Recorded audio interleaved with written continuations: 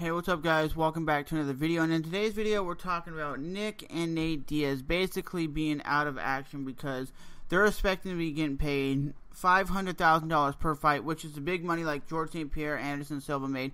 And the UFC is basically saying, or Dana White's basically saying, they're sick and tired of playing games with the Diaz brothers. They offer them fights and the Diaz brothers say no. The Diaz brothers just wants title fights and big fights. I can understand that as a fighter you want to fight the top cream of the crop. But in the comment section below, do you think the Diaz brothers are worth $500,000 per fight?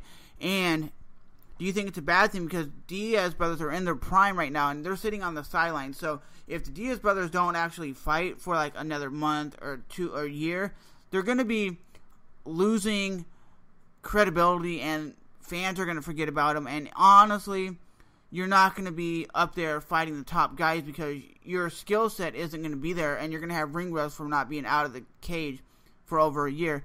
Nick Diaz has been out of the cage for over a year, and I think they've offered him fights with a lot of top guys. They've offered him like top 5 guys and said, no, I want either George St. Pierre or I want the title.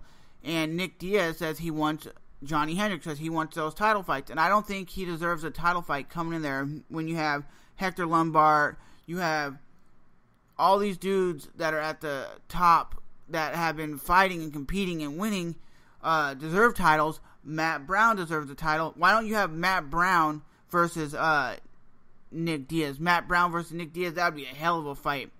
Those two dudes would go in there scrapping, and that would be a fight that Diaz could win because Diaz is a stand-up fighter. Matt Brown is a stand-up fighter. I think Matt Brown has some good jiu-jitsu, I'm not mistaken, and Diaz brothers have great jiu-jitsu. And if you look at it this way, on the lightweight side, you got Nate Diaz who's complaining he wants a better contract. He wants to get paid more money. He wants to make more money. He wants to get $500,000 per fight.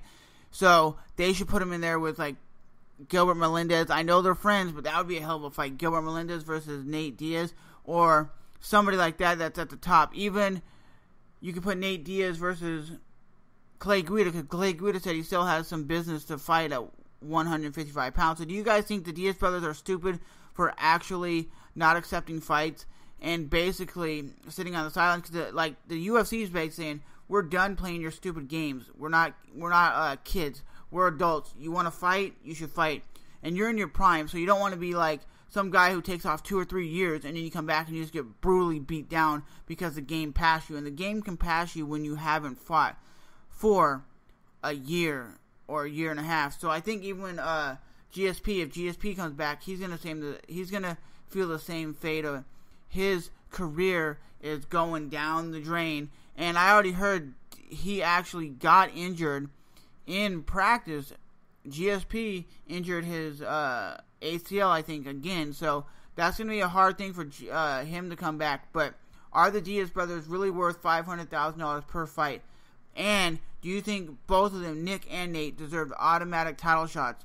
With that being said, remember to rate, even if you hate, comment, subscribe, and I'll see you clowns in the next video. Yes, you MMA clowns. I'll see you guys soon. Bye-bye.